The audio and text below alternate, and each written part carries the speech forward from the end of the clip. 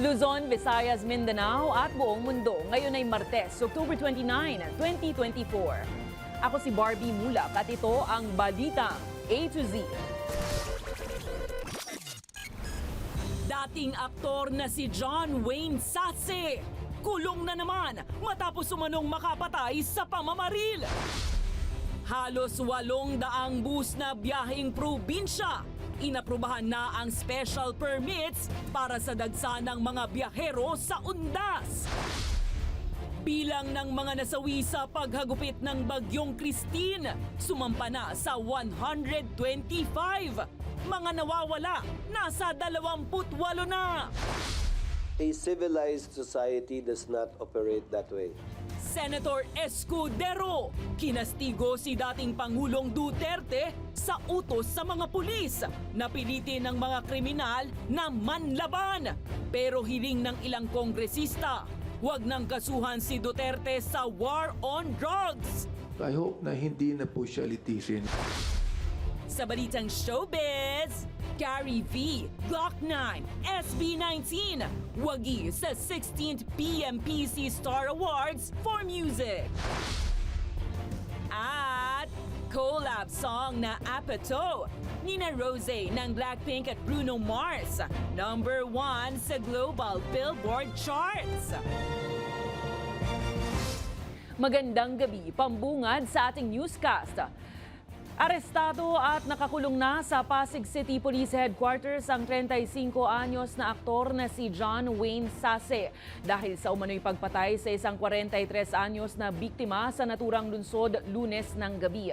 Sa inisyal na report ng Police Pasig, makailang beses binaril ni Sase ang biktima na sinasabing kaibigan umano ng aktor. Nangyari ang pamamaril matapos ang alitan ng dalawa pasado alas 7 ng October 28. Agad na tumakas si Sase at tumakbo sa isang hotel kung saan siya nahuli ng mga pulis October 29 ng umaga. Na-recover rin sa biktima o sa suspect ang kalibre 45 na baril at 4 na bala. Nagsimula si Sase sa showbiz taong 2000 at kinilala bilang Best Child Actor sa 2002 Metro Manila Film Festival dahil sa kanyang pagganap sa pelikulang Dekada 70. Naging guest character rin siya sa Pamilya Sagrado at sa Ang Probinsyano. Taong 2016 naman, nang masangkot rin si Sase sa isa pang barilan sa panahon na nalagay siya sa listahan ng umano'y gumagamit ng iligal na droga. Bago ang kanyang pagkakaaresto ngayong araw, nakapag-post pa ang suspect sa Facebook kung saan tila nagpahiwatig ito na umano'y may masamang balak sa kanya. Siya na po yung nagbabanta sa akin at nararamdaman ko po talaga na meron siyang gagawin na hindi maganda. At yun na nga po daw yung last na ikot niya. Isa pa, sinabi rin dun sa isang pinsan ko na siya na lang, iikot na ako.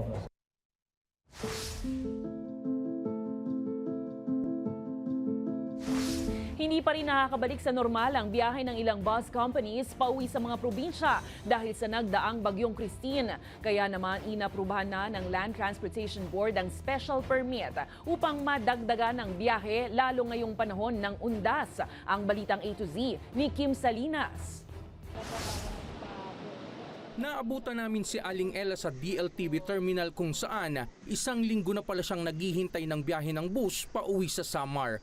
Matapos ang Bagyong Christine, hindi pa rin normal ang biyahe ng ilang bus company dahil baha pa rin sa ilang kalsada papunta sa probinsya. Ay naku po, sobrang ang hirap.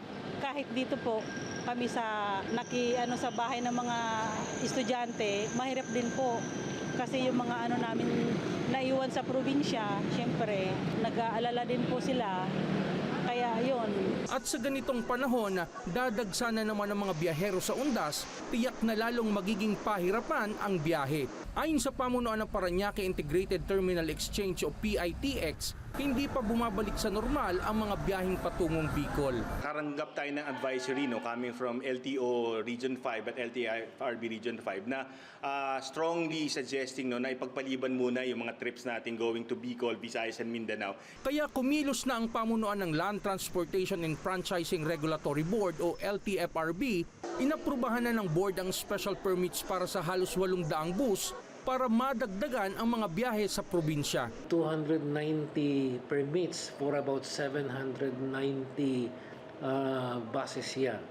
But that's only a tentative number. it could increase more as the days go by. May mga tao kami nakalagay sa mga terminals. Pag kinulang na yung mga permits na in-issue namin, on the spot, the LTFRB personnel will be there to issue the special permits. Magbubukas din ng LTFRB ng satellite office sa PITX at iba pang malalaking terminals para mas mabilis maaprubahan ang special permit ng mga bus na pasado sa mga requirement. Bantay sarado at pagmumultahin naman ng ahensya ang mga kolorum na sasakyang mag-aalok ng door-to-door services patungong probinsya. We conduct checkpoints together with the LTO and we flag down suspicious vehicles to determine really if they are legitimate public utility vehicles. Pag UV, that's 200,000.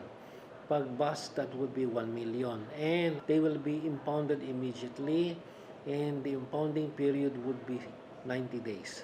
2 araw bago ang araw ng mga patay, dagsa na ang mga pasahero sa PITX. Kahapon naka 150,000 plus na tayo, no? Mataas pa rin naman yan, and inaasahan natin na patuloy tataas yan. Magpipik yan sa 30 at 31, and then bahagyang bababa sa November 1, pero madami pa rin mga babiyahe niyan. Sa pagtataya ng pamunuan ng PITX, aabot sa mahigit 1.4 milyong pasahero ang daragsa sa kanilang terminal hanggang sa November 5. Abiso ng PITX sa mga biyahero, tiyakin muna sa mga bus company kung may biyahe na ang mga ito patungong probinsya bago tumungo sa mga terminal. Para sa Balitang A to Z, Kim Salinas. 1 milyong litro ng produktong petrolyo ang dinala sa Bicol ng Department of Energy para makapag-abot ng suporta at tulong sa mga apektadong komunidad. Isang fuel caravan ang naghatid ng supply kasama ang 42 tankers na nagdala ng fuel at LPG sa tulong ng DOE, PNP at HPG. Isang buwan ang kaya ng dalang supply ng LPG para sa mga pangangailangan ng mga residente sa Bicol.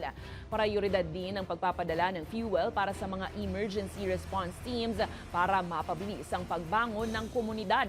Pinaalalahanan naman ng DOE ang publiko na iwasan pong mag-hoard ng supply at sumunod sa regular na pricing.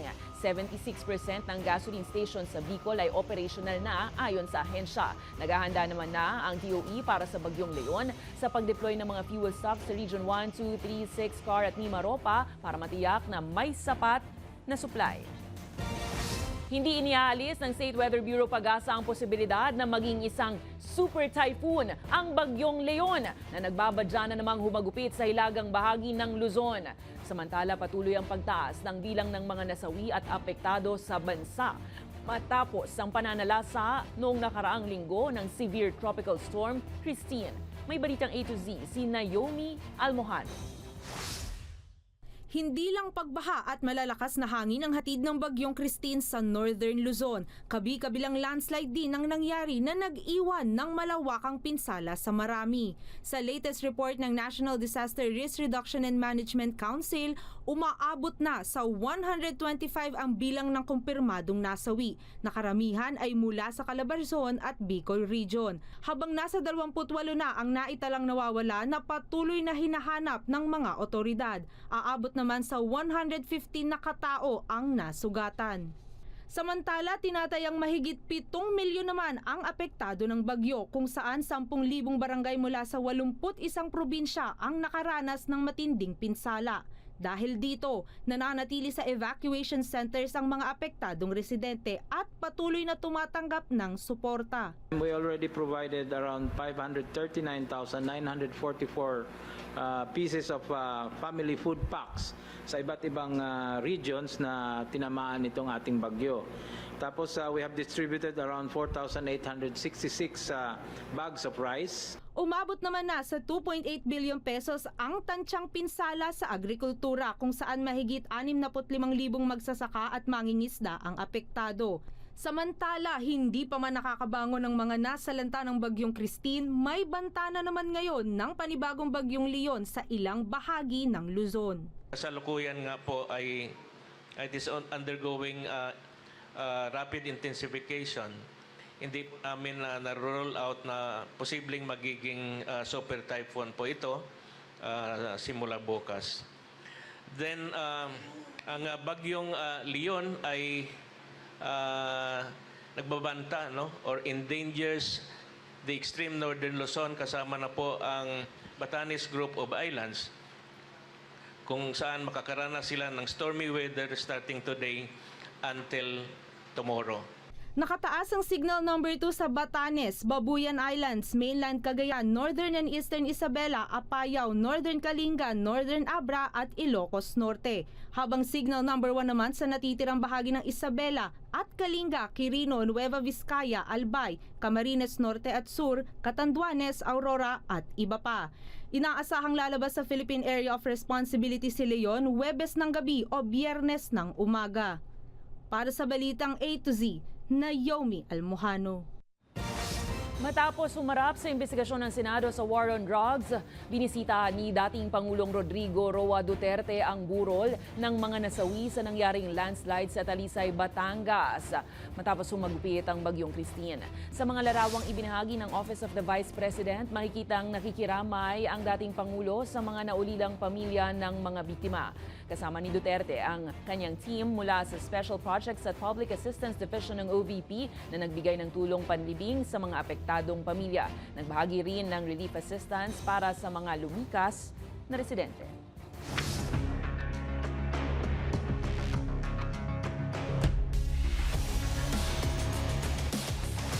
Walang puwang sa sibilisadong lipunan ng mga naging utos ni dating Pangulong Rodrigo Roa Duterte kaugnay sa war on drugs, ayon kay Senate President Francis Cheese Escudero. Kabilang dito ang pahayag ni Duterte na hinimok niya ang mga pulis na piliting manlaban ang mga kriminal.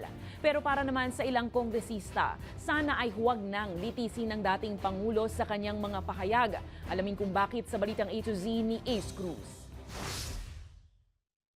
Hindi komporme si Senate President Francis Escudero sa pahayag ni dating Pangulong Rodrigo Duterte sa pagdinig ng Senate Blue Ribbon Committee nitong Lunes ukol sa war on drugs na mismong siya ang nag-utos sa mga police officers na audyokin ang mga kriminal na manlaban. A civilized society does not operate that way. And I believe that we are a civilized society. Nakadidismayaan niya na walang pagsisisi ang dating Pangulo sa nangyaring madugong war on drugs sa kanyang administrasyon. Nakita niyo naman siguro din kahapon yun. Hindi niya ikinakahiya yung kanyang ginawa at mga sinabi. Maliwanag yun sa kanyang statement kahapon. Ayon pa sa Senate President, malabo ang sinabi ni Duterte na tanging siya lang ang mananagot sa war on drugs at hindi ang mga pulis. Take full legal responsibility. So, ang tanong ko, paano mo i-operationalize yun na ako lang? Dahil sa tinagal-tagal ng panahon, 6 na taon ang kanyang termino, dalawat kalahating taon na ang lumilipas, sila sa taas ang walang kaso. Pero ayon sa ilang kongresista, kung maaari lang sana ay huwag nang kasuhan si Duterte dahil sa kanyang edad at lagay ng kalusugan. Pero I hope na hindi na po siya litisin. I hope na wala nang mag-prosecute sa kanya. Pero wala rin kayong magagawa kung talagang meron siyang accountability and he will be prosecuted according to law. Well, alam natin, si Presidente mahilig siya mag-joke. Sometimes hindi na natin alam kung ano yung katotohanan, kung ano yung mga jokes, ano yung tipong pinasasakay lang tayo. But being a former president and a president, I think it is incumbent upon the highest elected official to set the tone of being the top leader of the country. And sa puntong yun medyo nag-fail tayo. kung si International Criminal Court o ICC Assistant to Counsel Attorney Cristina Conti ang tatanungin, malinaw ang pananagutan ni Duterte. Dun sa war on drugs, sabi niya, siya ang responsable dun sa buong polisiya, pero hindi daw siya yung responsable sa patayan. Pero siya ang responsable sa modus operandi na yung nanlaban nga kung saan nagresulta ng patayan. Yun ang nagtatahina talaga sa kanya dun sa nangyaring patayan sa konteksto ng war on drugs. Pero hindi niya dapat maging kampante ang publiko na makukuha na ang hustisya sa pamamagitan ng investigasyon sa Kamara at Senado. Hindi natin alam, baka sa maiba lang ang ihip ng hangin. Iba na naman ang tugtugin ng Senado o kaya ng Kongreso sa pag-iimbestiga. Ayon kay Conti, marapat na hintayin ang resulta ng ICC investigation. Para sa Balitang A to Z, Ace Cruz. Sinalag ng Philippine National Police ang naging pahayag ni dating Pangulong Rodrigo Duterte na tumaas ang crime rate sa bansa sa ilalim ng Administrasyong Marcos Jr. kahit na walang maipresentang ebidensya. Ayon sa PNP, bumaba ng 61.87% ang kabuuang krimen mula 2016 hanggang 2018 hanggang sa kasalukuyan. Katumbas ito ng halos 218,000 na insidente noon na nasa humigit 83,000 na kaso na lang sa ngayon. Paliwanag pa ng ahensya, malaki rin ang ibinaba ng mga krimeng laban sa tao gaya ng murder, homicide, rape at physical injuries na bumaba ng 55.69%. Samantala, bumaba naman ng 66.81% ang mga krimen laban sa mga ari-arian katulad ng robbery at kid o carnapping. Siniguro rin ng PNP ang kanilang pagsunod sa hustisya at karapatang pantao kasabay ng maayos na pagpapatupad ng batas.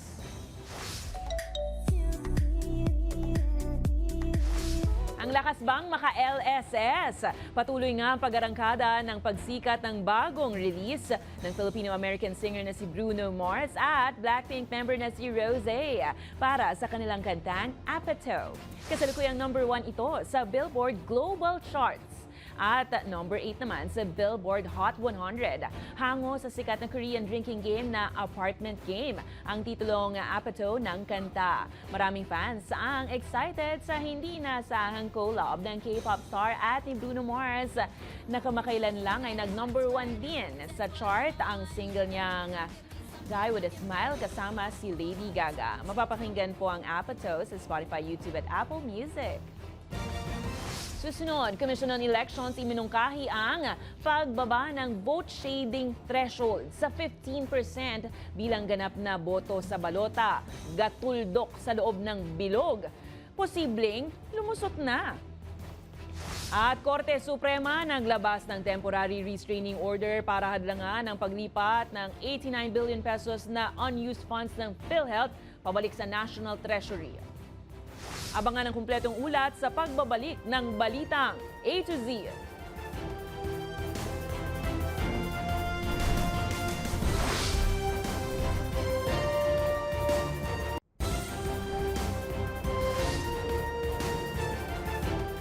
Inilabas na ng Korte Suprema ang isang temporary restraining order para hadlangan ang paglipat ng 89.9 billion pesos na unused o hindi nagamit na pondo ng PhilHealth pabalik sa National Treasury. Bunga ang TRO ng pinagsamang petisyon ng Isang Bayan Coalition at iba't ibang grupo na inilahad noong October 16 sa pangunguna ni Senate Minority Leader Coco Pimentel noong Agosto at ng Bayan Muna noong Setyembre. Sa kabuuan, abot na sa 20 billion pesos ang naipasa ng PhilHealth sa Treasury noong Mayo at 10 bilyong piso naman nitong Agosto. Nakatakda namang ilipat ngayong Oktubre ang susunod na tranche na 30 billion pesos habang sa Nobyembre naman ang natitirang 29.9 billion pesos. Over the past few months, meron na pong transfer ng funds from PhilHealth to the National Treasury to unprogrammed appropriations. So the TRO is just really to prevent the further transfer of more funds from PhilHealth to the National Treasury.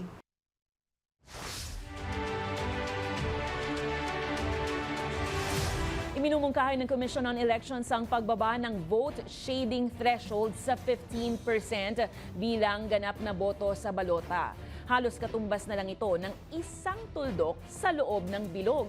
Inaasahang makatutulong daw ito sa mga nakatatanda at may kapansanan sa pagboto na hakbang na ito. May balitang A to Z, si Ian Maghanoy.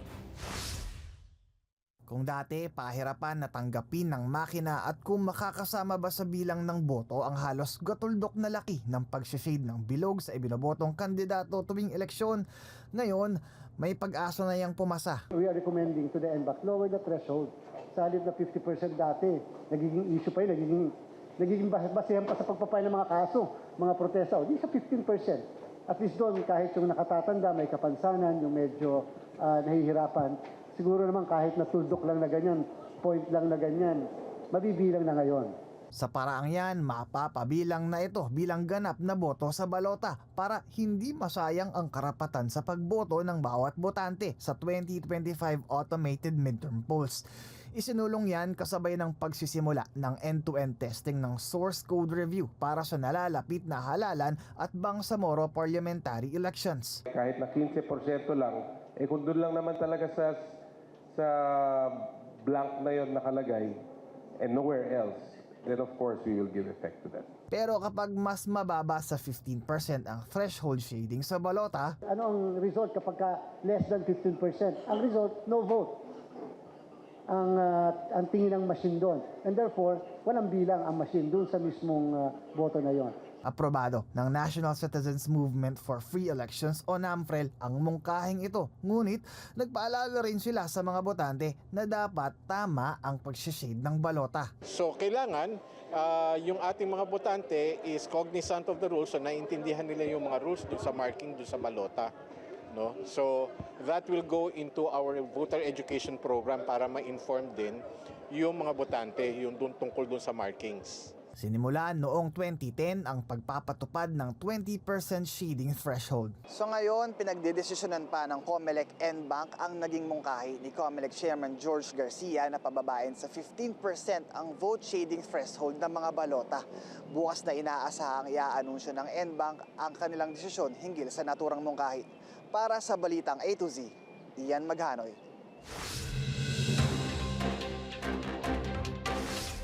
Papalitan na lang ng Commission on Elections sa mga election paraphernalia na nasira ng Bagyong Christine sa Bicol Region.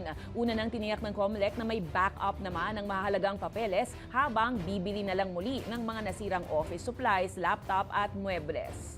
Samantala, nakatakda namang ilunsad ng Commission on Elections mula December 2 ngayong taon hanggang January 30, 2025 ang mock polls o pag-practice ng pagboboto para sa midterm elections.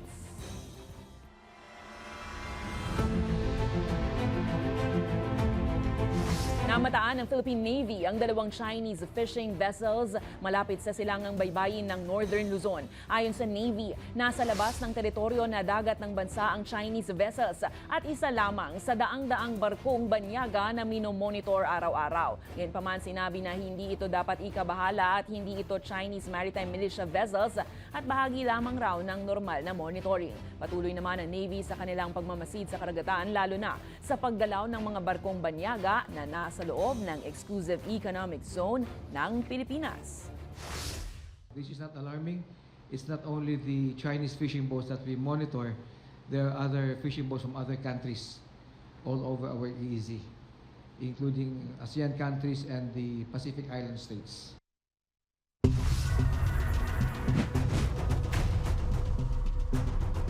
Dinipensahan ni dating presidential spokesperson Harry Roque ang sarili sa kasong human trafficking na kanyang kinakaharap na umano'y may kinalaman sa iligal na operasyon ng Philippine Offshore Gaming Operation sa Pampanga. Plano maghain ni Roque ng kontra-affidavit sa DOJ laban sa mga alegasyon ng kanyang umano'y aktibong partisipasyon sa operasyon ng Lucky South 99 sa Porac, Pampanga. Kasama si Roque sa kasong human trafficking na inihain din sa businesswoman na si Cassandra Leong. Malinaw po, gawa-gawa po itong mga charges neto at ang aking pinagdadasal naman ay ang ating mga prosecutors ay gagawin ang kanilang katungkulan. Wala pong ebidensya ng akto ng pagre-recruit, wala pong ebidensya ng pamamaraan ng paggamit ng dahas, wala pong ebidensya na ang ginawa ay para pagtrabahuhin ng mga tao at wala pong ebidensya ng sabwatan o ng conspiracy.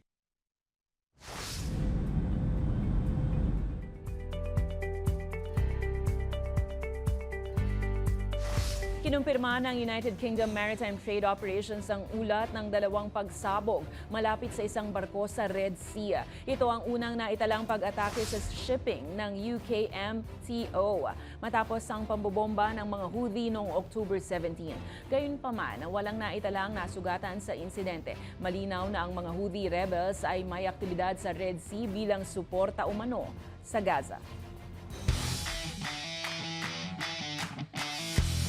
Pusan na ang paghahanda ng Pilipinas bilang host country ng 2024 ASEAN Women's Futsal Championships. Gaganapin ito sa November 16 hanggang 21 sa PhilSports Arena, Pasig City. Magtatagisan ng galing ang mga kupunan mula Thailand, Vietnam, Indonesia, Myanmar at Pilipinas sa tinaguriang Regional Appetizer Game. Isang patikim sa kapanapanabik na FIFA Women's Futsal World Cup na gaganapin din sa bansa sa fourth quarter ng 2025. Kaya naman, good luck, Team Pilipinas! Sa aming pagbabalik, kilalanin ng mga artist na nagsipagwagi sa katatapos na PMPC Star Awards for Music. At upcoming concert ni TJ Monterde sa 2025. Inaabangan na. Manatiling nakatutok, kayo ay nanonood ng Balitang A to Z.